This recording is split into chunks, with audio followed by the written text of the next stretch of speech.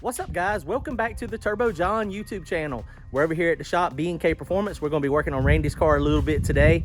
Y'all saw in the last video, it was a disaster. We had a major mechanical failure. And so today we're going to snatch the motor out and go ahead and take it back up to Kevin Mullins at TKM Performance. He wants to go back through everything. And we did talk to him a little bit earlier today, and we think we know what the problem is. The only thing that is the same on the motor from this year to last year is the rocker arms. So these are 1.9 ratio rocker arms. Kevin got up with Jezel. These rocker arms are really old and really outdated. That should solve all of our problems. Y'all please make sure you comment, like, and subscribe. Go to our website, turbojohnracing.com, to pick you up some merchandise, and hit that join button if you want to join us on our weekly live chats where we talk about your specific combination. All right, check it out. Let's get busy.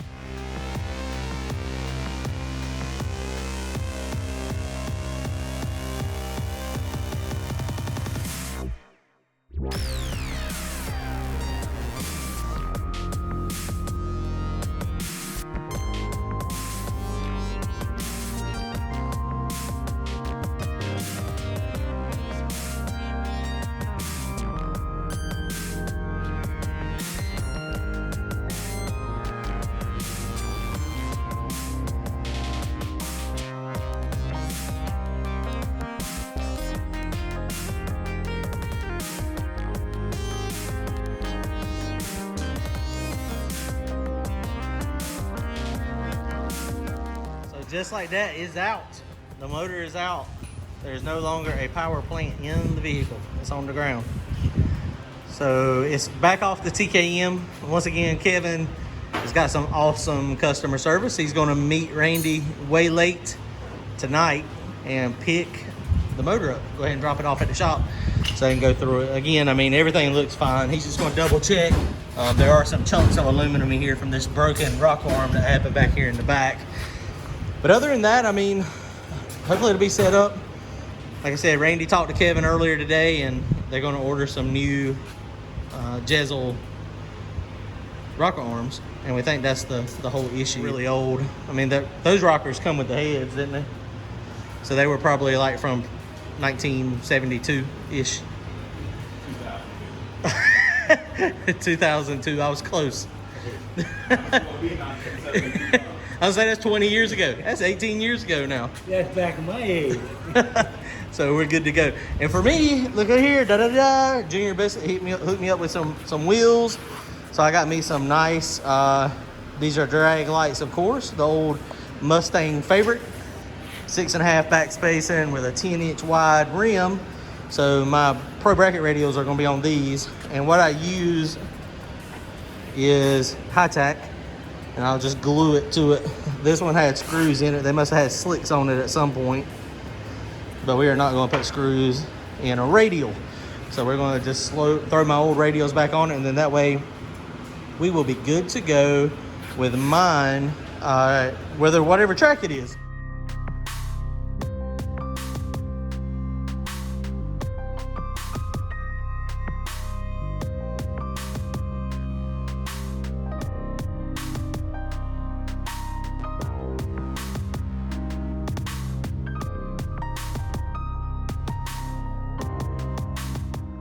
Fairly easy. So we used the high tack. We got the tire on the wheel first, and then we just smeared that high tack glue around.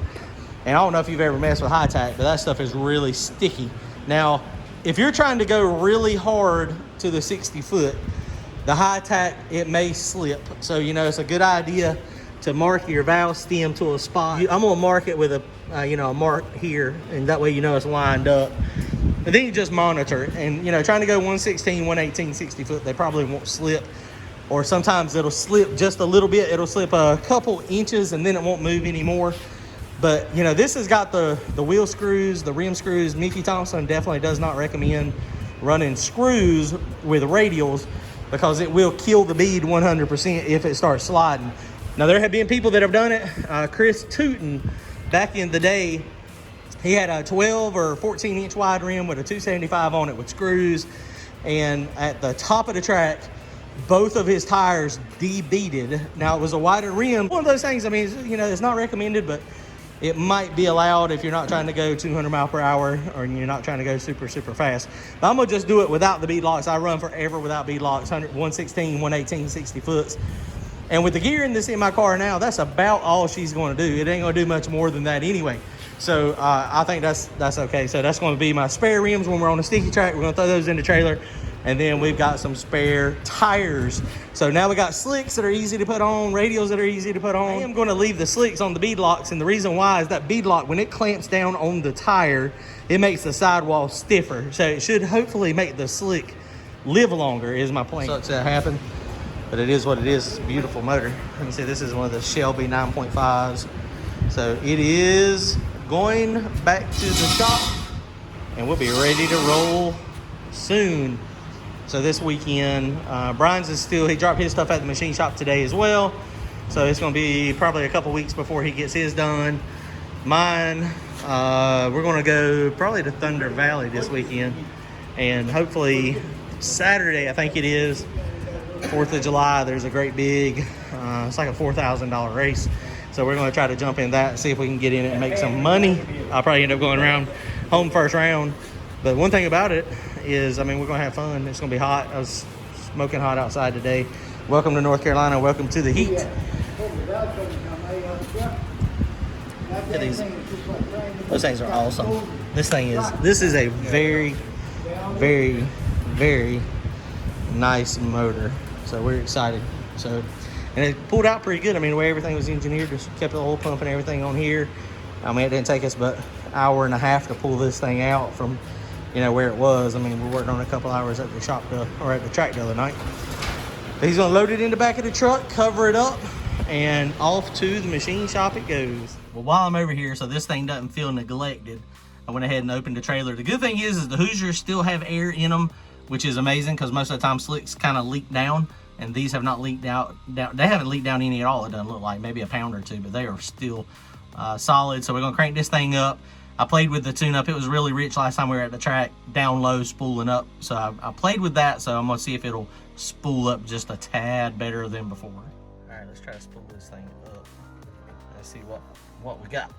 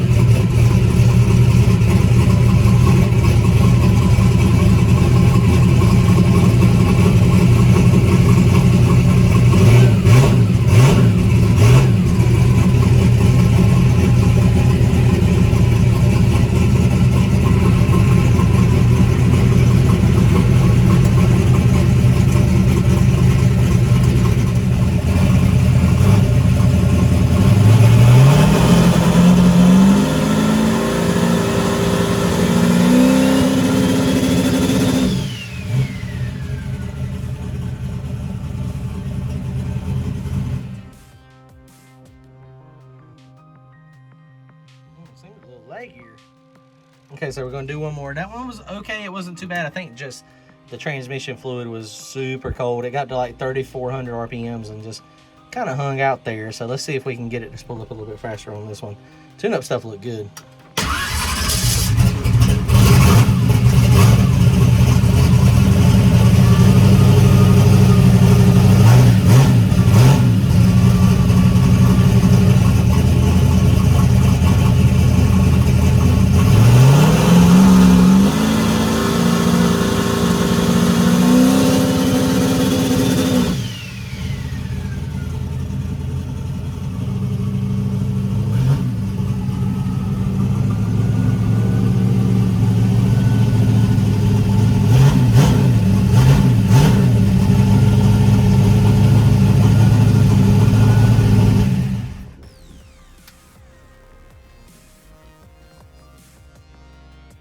The computer locked up again. Let's see what it did. Still got a little. I think I'm gonna have to put a dump valve on this thing. This thing's gonna end up having to get a dump valve on the transmission just to get it over that hump. I mean, it makes it, but I don't like it taking quite that long. And the cold air it's not a problem. But as hot as it is out here now, it's kind of problematic. And you see the learn table, I mean, it's pretty close on what it was doing. It's not really a fueling issue. It's just a tight converter issue for this size of motor. All right, guys, y'all comment, like, and subscribe. Go to turbojohnracing.com to pick you up some t-shirts and hit that join button if you want to join us in our weekly live chats where we talk about customers' cars, your cars.